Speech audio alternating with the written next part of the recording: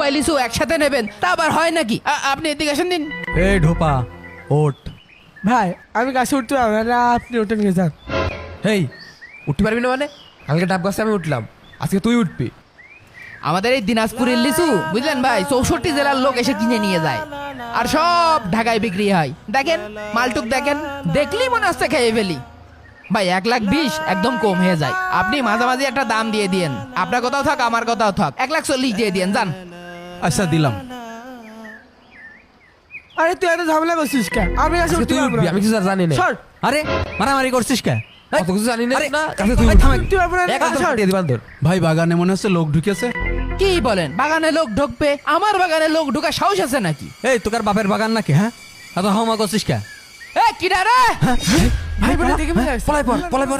হেই আমার একটু পলানো জায়গা এই দে। চুপ কর। না কারোর তো দেখা যাচ্ছে না। না লোকজন থাকলে তো দৌড় মারতো, লোক নেই।